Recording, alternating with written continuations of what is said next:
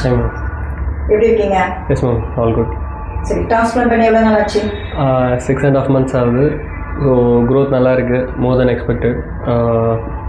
பெருசாக நாலேஜ் இல்லாத பீப்புளெலாம் வந்து பார்த்தாங்கன்னா அவங்க அது கொஷின் கூட பண்ணுறதில்ல, நார்மல் ஹேர் மாதிரி தான் இருக்குன்ற மாதிரி தான் they are asking. சரி, ரொம்ப பேருக்கு என்ன டவுட்னா டிரான்ஸ்பிளான்ட் பண்ணதுக்கப்புறம் சைட் எஃபெக்ட்ஸ் அது இருக்கும், பயப்படுறாங்க வர்றதுக்கு. ஸோ உங்களுக்கு ஆல்மோஸ்ட் 6 months ஆகிடுச்சு.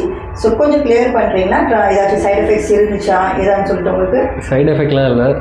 ஸ்டார்டிங் ஒரு 20 days மட்டும் கொஞ்சம் வியர்டாக இருந்துச்சு. பட் ஆஃப்டர் தட் எனக்கு அடாப்ட் ஆகிடுச்சு, சரௌண்டிங்கில் இருக்க பீப்புள் எல்லாருக்குமே அடாப்ட் ஆகிடுச்சு.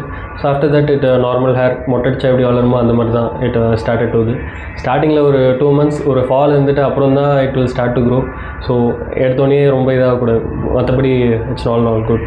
பெயின் எல்லாம் எப்படி இருந்துச்சு ஆகாஷ்? ஒரு 6 months உங்களுக்கு ட்ராவல் பண்ணுறீங்க, ப்ரொசீஜர் முடிஞ்சு உங்களுக்கு ஏதாச்சும் பெயின் ரொம்ப நாளைக்கு இருக்குது அது மாதிரி ஏதாச்சும் கம்ப்ளைண்ட் இருக்கா? அப்படிலாம் இல்லை. என் பாடிக்கு ப்ரொசீஜர் பண்ணும்போது மட்டும் கொஞ்சம் லைட்டாக பெயின் இருந்துச்சு. பட் ப்ரொசீஜர் முடித்தோடனே ஆஃப்டர் கேர்லாம் மேம் சொன்ன மாதிரி கரெக்டாக ஃபாலோ பண்ணோன்னே இட் வாஸ் ஆல் குட்.